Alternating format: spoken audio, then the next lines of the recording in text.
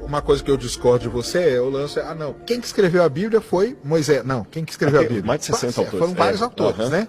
Que são os livros ali que a gente chama, né? Exatamente. Cada um foi escrevendo e tal. Moisés escreveu uma parte. Isso. Mas aí, pra você, esse livro foi Deus que ditou, como que é? Não, tem uma linha que vai achar que a Bíblia foi ditada por Deus. Ah, tá. Eu acho que Deus inspirou. Inspirou. A própria Bíblia fala o seguinte: toda a escritura é divinamente inspirada por Deus e proveitosa para o ensino, para a redação, redaguir na justiça, etc. A palavra inspirado em grego é theos pneutos, significa Deus soprou.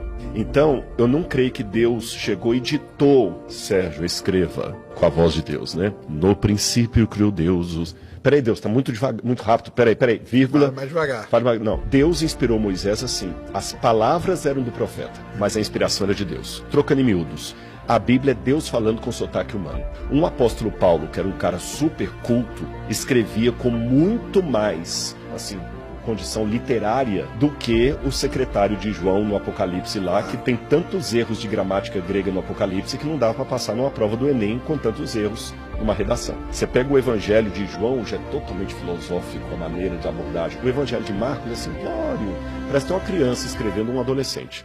Porque então, o Marcos era assim. Era simples, exatamente. Você pega um cara como Salomão, que vai escrever Eclesiastes, poxa, Eclesiastes é um negócio que te vira a cabeça de, sabe, provérbios. Então você tem esses estilos diferentes na Bíblia, significando que Deus pode usar... estilos literários, e talvez isso cause uma confusão muito grande, né? Não, até que não. Pô, eu nunca li a Bíblia, não.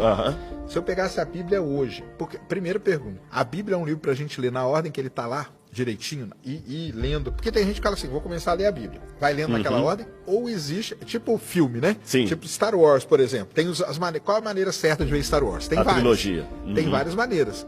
Qual você, primeiro é essa, a Bíblia é para ler do início ao fim, de cabo a rabo, assim? A mesma resposta que deu pro Star Wars vale para a Bíblia. Entendi. Tem gente que começa lendo do Gênesis e vai até o Apocalipse. Diretaço.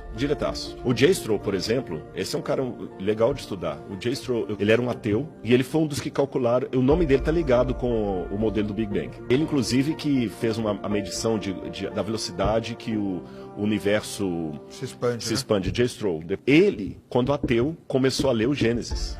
Começou pelo Gênesis. Pelo Gênesis. E deu um start, ele falou, peraí, isso aqui não é alegoria como eu pensava. E o cara depois se tornou um cristão. Ele escreveu até o nome, Astronomers and God. E ele falou assim, eu comecei pela astronomia. Já vi gente que começa pelo Evangelho de Marcos.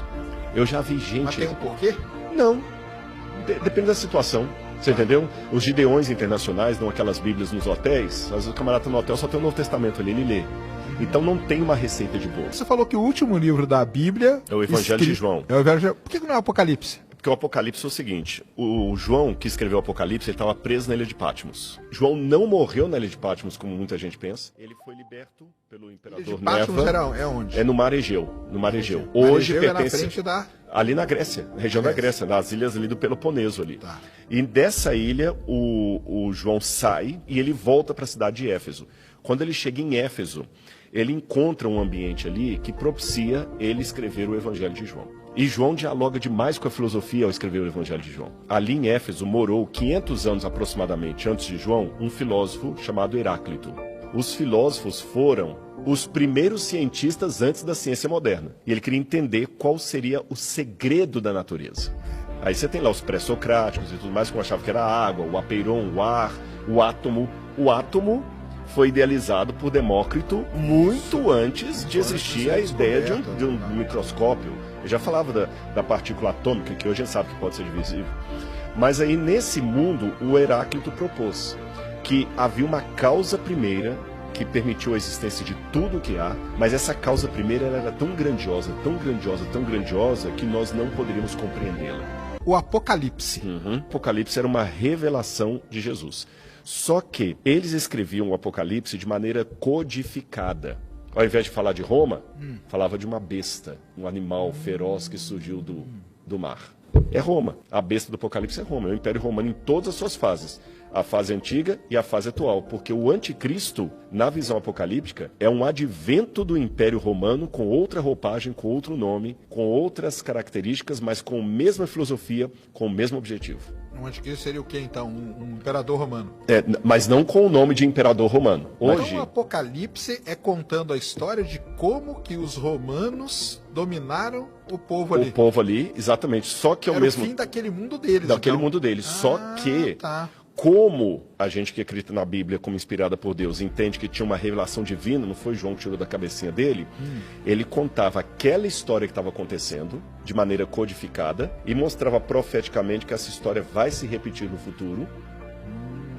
Você entendeu? E que o anticristo virá no futuro, nos mesmos moldes do passado. Sabe aquela ideia do Cícero que falava Historia et Magister Vitae, a história é a mestra da vida? Então a ideia é essa. O passado vai ser a chave do futuro, porque a história vai se repetir. Então o Apocalipse, a ideia é essa, é mostrar uma história que vai se repetir, mas vai culminar na intervenção divina. Então um livro que contou uma história de fato. Sim, não, é porque uma coisa é acreditar no livro, aqui tá, existe a Bíblia e tal. Outra coisa são eu vejo desse jeito, são as interpretações que são dadas. E aí você pode questionar, pode duvidar a interpretação que alguém dá daquele termo. Isso é verdade. Ali. Aí isso abre para discussão. Mas igual você falou aí, o João foi lá e escreveu o Apocalipse, contando a história do fim do mundo deles ali, com os romanos chegando ali. Beleza. É mais ou menos o que você trabalha na ciência. Eu vejo um livro de geologia. Aí, o livro de geologia é a Bíblia. Você tem a Bíblia, você tem o livro de geologia. Por que você acredita na Bíblia? Porque você sai da Bíblia, você vai ver fora o que ela contou e vai ver as evidências dela. Correto? Por que eu acredito no livro de geologia? Porque eu saio do livro de geologia, vou para fora e vejo lá o que o livro contou. Agora, assim como também na geologia tem as interpretações, a Bíblia também tem. Dúvidas, exatamente. Um duvida do outro, a Bíblia também tem. Agora, então você também que Bíblia e ciência é muito parecida, o método científico é muito parecido. A única diferença é que, no caso da Bíblia, entendendo que Deus inspirou esse livro, Deus olha a sinceridade da pessoa.